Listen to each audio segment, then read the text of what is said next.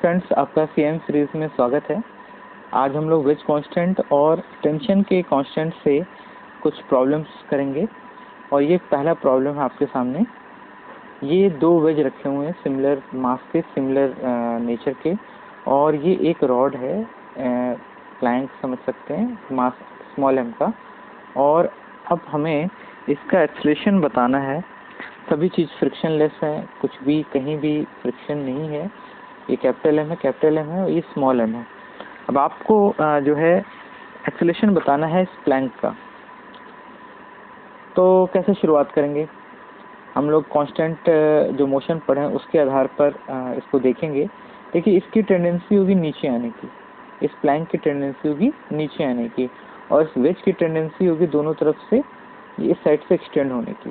क्योंकि सिमिलर है, सेम यानी डिज़ाइन का है, सेम एट्रीब्यूट है, तो हम मान सकते हैं कि इन दोनों वेज का एक्सप्रेशन सेम होगा।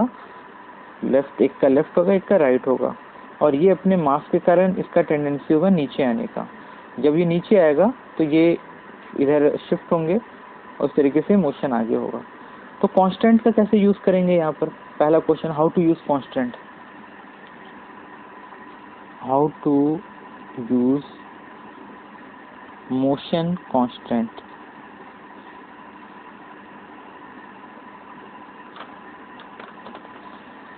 तो आप ये देखें कि इस सरफेस पे, ये जो सरफेस मैं ब्लैकिश कर रहा हूँ, ये कांटेक्ट में तो है, वेज और प्लैंक हमेशा कांटेक्ट में है। तो पिछले बार जो पिछले सीरीज में जो हम लोगों ने क्वेश्चन किया था, उसमें हम लोगों ने यही डिटरमाइन किया था कि इस सरफेस के जो इन कांटेक्ट है, इसके परपेंडिकुलर जो भी मोशन होगा, चाहे वो प्लैंक का हो चाहे वो वेज का हो, वो सेम होगा। ये हम लोग यूज़ किए थे और इसको अभी भी यूज़ कर सकते हैं। सपोज इसका एक्सप्रेशन स्मॉल ए डाउन साइड है, इसका इधर कैपिटल ए है और इसका इधर कैपिटल ए है। तो हम किसी एक वेज और प्लैंक का देख लेते हैं। तो फ्रेंड्स, जैसे ये हो गया वेज आपका, और ये आपका प्लैंक का मोशन हो गया, ये हो गया कॉन्टैक्ट सरफेस। इसका एंगल थीटा है, ये ए से जा रहा है, इसको मैं यहाँ दिखा देता हूँ, ये ए से जा रहा है और ये कैपिटल ए से जा रहा है। तो आप इसको देखें, ये 90 डिग्री हो गया, ये 90 माइनस थीटा होगा, और ये जो इसके परपेंडिकुलर है ये डायरेक्शन, ये थीटा होगा, ये थीटा हो गया। तो ए का कंपोनेंट, स्मॉल ए का कंपोनेंट इस डायरेक्शन में क्या होगा? ए का होगा कंपोनेंट, एक मिनट को नीचे ले आऊँ ये आपकी सहूलियत के लिए। ए का कंपोनेंट जो इस परपेंडिकुलर डायरेक्शन में होगा वो होगा ए कॉस थीटा। इसी तरीके से कैपिटल ए जो वेज का एक्सप्रेशन है वो इधर है, इसका एंगल ये हो गया 90 माइनस थीटा। तो ए का कंपोनेंट परपेंडिकुलर डायरेक्शन में क्या हो जाएगा? ए साइन थीटा। तो परपेंडिकुलर सरफेस पे इन दोनों को बराबर रखना होगा। तो ये डायरेक्ट हम लोग लिख सकते हैं कि A cos theta is equal to A sine theta. हाँ, A cos theta equal to, आप ये देख सकते हैं small A is equal to आ गया कैपिटल ए टैन थीटा। ये है दोनों के मोशन का रिलेशन। अब हम लोग फोर्स डायग्राम बनाते हैं। तो आप देखें, पहले वेज का बनाते हैं। मैं वेज का बनाता हूँ इस तरफ, आप देखिए वेज पे क्या क्या लग रहा है। एक वेज पे बना के दूसरे का काम सेम है, चल जाएगा। ये इसका एक्सेशन ए है, इस पे एक एन पड़ रहा है, नॉर्मल कांटेक्ट फोर्स, जो कि प्लैंक के द्वारा लग रहा है। एक इस पे mg लग रहा होगा, और इस पे देखिए कुछ लग रहा है। तो चलिए इसको तोड़ते हैं हम लोग। और एक अर्थ का नॉर्मल फोर्स लग रहा होगा, हाँ, एक नॉर्मल फोर्स ऑफ अर्थ लग रहा होगा। अब इसको तोड़ते हैं। ये आपका 90, ये 90 माइनस थीटा और ये थीटा। तो n को हम लोग तोड़ रहे हैं। तो n का दो कंपोनेंट हुआ, एक तो हुआ n साइन थीटा और एक हो गया इधर n cos थीटा।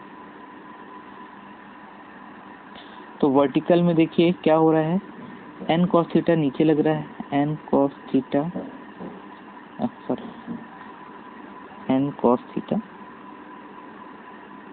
नीचे प्लस mg, ये कैपिटल M लिख दे रहा हूँ, is equal to normal of earth. अगर कुछ कंफ्यूजन है तो देख लीजिए, n cos थीटा नीचे, mg नीचे, नॉर्मल ऑफ अर्थ ऊपर, तो ये दोनों तो बराबर हो गए। लेकिन अभी आप हॉरिजॉन्टल में देखेंगे तो हम डायरेक्ट लिख सकते हैं n sin theta is equal to m a,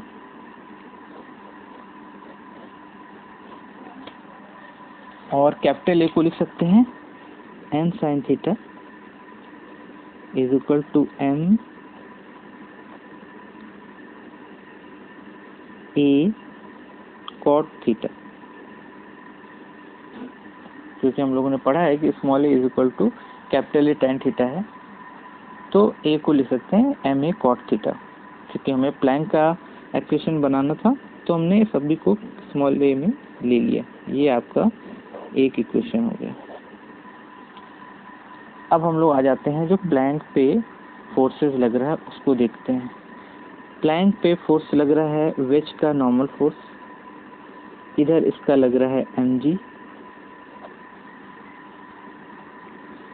इधर से लग रहा है एक और नॉर्मल फोर्स सेम इक्वेशन का। तो यहाँ पर हम अगर फोर्सेस को तोड़ें तो आप देखेंगे यहाँ पर ये थीटा हो गया अल्टरनेट एंगल्स, तो ये 90 माइनस थीटा, ये थीटा, तो इधर लग रहा है n sin थीटा, इधर भी लग रहा है n sin थीटा, ऊपर लग रहा है n cos थीटा, ऊपर लग रहा है n का n cos थीटा। ये मैं प्लैंक के विषय में बता रहा हूँ। तो आप देखें प्लैंक के लिए ऊपर की ओर लग रहा है 2n cos थीटा माइनस नीचे mg, और ये एक्सेलरेशन कितना दे रहा है, ये क्योंकि नीचे डायरेक्शन माइनस लिए हैं तो इसको लिख सकते हैं माइनस m, इक्वेशन एक हो गया। और हॉरिजॉन्टल में n sin theta minus n sin theta है, n sin theta minus n sin theta जो कि 0 हो गया। तो अब हमें n का तो वैल्यू इक्वेशन 1 से पता है, n is equal to m a cot theta by sin theta लिख सकते हैं। ये हम यहाँ पर इक्वेशन ए में, इसको ए बोल देते हैं, इक्वेशन ए में यूज़ कर लेते हैं। तो मैं यहाँ इसको लिख रहा हूँ 2n को लिख दिए m a cot theta by sin theta minus mg is equal to minus ma। इस तरीके से तो फ्रेंड्स इसको हमने cot थीटा को जो है वो cos theta by sin theta किया, तो 2ma cos theta by sin square theta, ma को इधर ले लिया तो ma हो गया और mg को इधर ले लिया। यहाँ से आप a निकाल सकते हैं, a कॉमन ले लें तो आ जाएगा 2m cos theta by sin square theta plus m is equal to mg, और आप बड़े आराम से निकाल सकते हैं। ये यहाँ से आप a बहुत आराम से निकाल सकते हैं। तो एक बार अगर हम दोबारा से देखें कि हमारे लिए ये क्वेश्चन एक्चुअली क्या रोल प्ले किया है, तो हम लोगों ने कांस्टेंट इक्वेशन का यूज़ किया, जिससे ये कि वेज और प्लैंक एक साथ ही रहेंगे थ्रूआउट मोशन में। हालांकि जो आपका वेज है वो लेफ्ट साइड और राइट साइड, और अपना जो प्लैंक है वो डाउन नीचे की ओर आएगा, लेकिन कांस्टेंट मोशन में ये रहा कि ये लोग साथ ही रहेंगे, इसका सरफेस से कांटेक्ट कभी ब्रेक नहीं होगा। इसीलिए हम लोगों ने सरफेस कांटेक्ट जो सरफेस है उसके परपेंडिकुलर जो भी मोशन है उसको इक्वेट कर दिया, और इसी से हम लोगों ने दोनों में रिलेशन निकाल लिया। और फिर बात तो फोर्स बॉडी डायग्राम, जिसको आप बड़े आराम से कर सकते हैं। तो फ्रेंड्स अब दूसरा क्वेश्चन लेते हैं। फ्रेंड्स वेज और ब्लॉक मोशन एक बार फिर हम लोग स्टार्ट कर रहे हैं कुछ नए तरीके से। अब आपको ये प्रॉब्लम सॉल्व करते हम बताएंगे। इसके पहले हम लोगों ने वेज और ब्लॉक मोशन को एनालाइज किया था कॉन्टैक्ट सरफेस के आधार पे कि कॉन्टैक्ट सरफेस पे ये कभी अलग नहीं होंगे, तो परपेंडिकुलर जो भी कंपोनेंट होंगे उसको हम लोगों ने इक्वेट कर लिया था और उसको सेम दिखा दिया था। अब देखिए कई और तरीके हैं इसको बनाने के। सपोज कर लें वेज का एक्सेलरेशन ये कैपिटल ए है, मास एम है, और इसका स्मॉल मास एम है, और ये नीचे आ रहा है वेज के रिस्पेक्ट में, यानी कि एक्सेलरेशन जो है इस बार जो ब्लॉक है उसका स्मॉल ए है वेज के रिस्पेक्ट में, यानी acceleration of small M with respect to capital M is A, है ना। और एक्सेलरेशन ऑफ कैपिटल एम तो है ही ये ए लेफ्ट साइड में, तो माइनस हम लोग यहाँ दिखा दे रहे हैं अभी के लिए। तो अब इसको कैसे सॉल्व करते हैं, एक तरीका आपके सामने ये मैं रख रहा हूँ। आप इसको एक सिस्टम मान लीजिए, take it as a one system. कहीं से भी ये एक पूरा एक सिस्टम हो गया, इस पे कहीं से भी कोई भी इंटरनल फोर्सेस जो भी लग रहे होंगे तो वो उनका सम जो होगा वो 0 हो जाएगा। इस तरीके से भी हम लोग इसको सॉल्व कर सकते हैं। हम लोग देखते हैं इसको, अगर ए के ये एंगल थीटा हो गया तो एक्सेलरेशन जो ए का होगा वो अगर आप देखें यहाँ पर, अगर हम इसको दिखाएं तो ए का दो कंपोनेंट ले सकते हैं। इधर ये थीटा है तो ये इधर थीटा होगा ऐसे, और ये 90 माइनस थीटा होगा। ये देख लीजिए क्या मैंने सही लिखा है इसको। आप देखेंगे कि ये 90 डिग्री है तो ये 90 माइनस थीटा होगा, 90 माइनस थीटा, और ये सिर्फ थीटा होगा। तो ए का एक कंपोनेंट इधर स्मॉल ए कॉस थीटा हो गया, और इधर हो गया ए साइन थीटा। तो चूंकि ब्लॉक के साथ है तो एक्स डायरेक्शन में जो एक्सेलरेशन होगा मास एम का है ना, वो हो जाएगा ए कॉस थीटा माइनस ए। ये आप समझ रहे होंगे, क्योंकि ये ब्लॉक के साथ, ये वेज के साथ है ही, तो वेज का एक्सेलरेशन लेफ्ट साइड में है और इसका एक्सेलरेशन वेज के रिस्पेक्ट में है ए कॉस थीटा राइट साइड में। तो ग्राउंड के रिस्पेक्ट में क्या होगा, तो ये दोनों वेक्टर ऐड हो जाएंगे।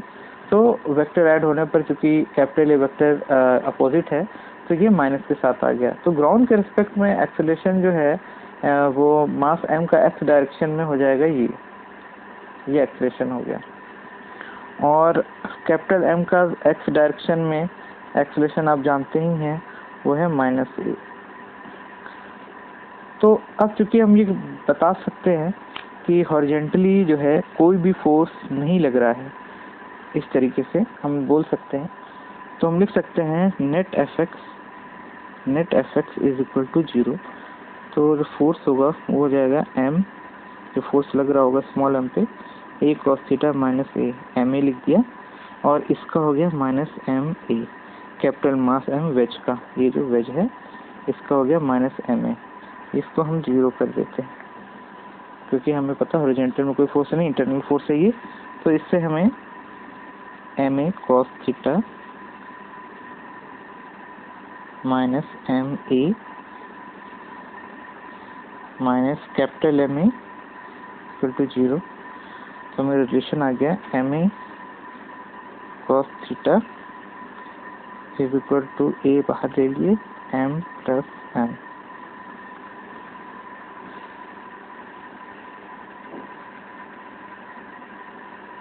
तो हम स्मॉल एक्सेलरेशन लिख सकते हैं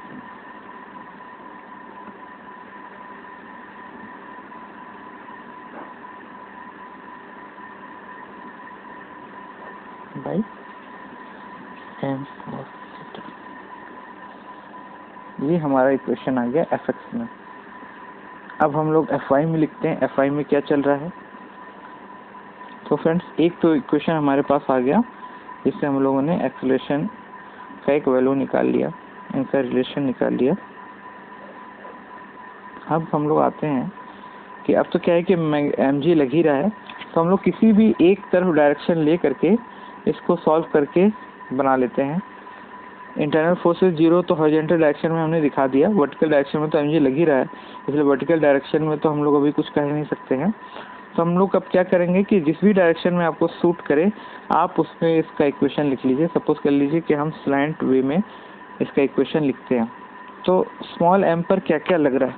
स्मॉल m पे आप देखें, स्मॉल m पे इधर a लग रहा है और वेज का एक अपना एक्सेलरेशन तो कैपिटल A है ही, ये थीटा है हमारा, जो मैं इधर और कर दूँ ताकि आपको क्लियर समझ में आए। ये थीटा है हमारा। अब हम देख रहे हैं कि अगर हम A को इधर लिख दें, A इस पे लग रहा है और ये आपका कंपोनेंट को तोड़ दें जो कि कैपिटल A का इस साइड लग रहा होगा, तो आप देखें कि ये एंगल 90, ये 90 माइनस थीटा, ये हो जाएगा आपका थीटा, ये मान इधर A है तो ये होगा 90 माइनस थीटा। तो A का कंपोनेंट इस डायरेक्शन में हो जाएगा A साइन 90 माइनस थीटा, ये A साइन 90 माइनस थीटा यानी A कॉस थीटा।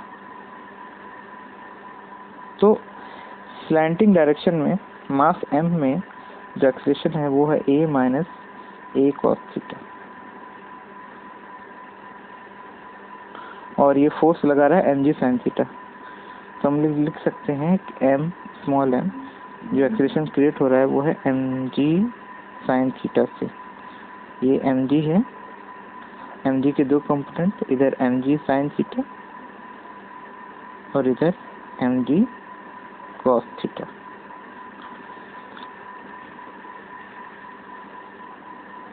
तो ये इक्वेशन अब हम लोग आराम से सॉल्व कर सकते हैं। ये इक्वेशन अगर आप देखें तो ma minus ma cos theta is equal to mg sine theta. A और कैपिटल A का जो रिलेशन है वो आपको पहले से ही पता है, हम लोग को निकालना था, तो हम यहाँ पर A की वैल्यू डाल सकते हैं। A की वैल्यू आपको यहाँ से पता है, ये है A की वैल्यू। सो फ्रेंड्स, आप इस इक्वेशन से और यहाँ पर इसको यूज़ करके आप इसमें एक्सेलरेशन का वैल्यू निकाल सकते हैं। तो फ्रेंड्स, आज के लिए इतना, फिर हम लोग नेक्स्ट क्लास में नेक्स्ट टॉपिक पढ़ेंगे। Thank you friends.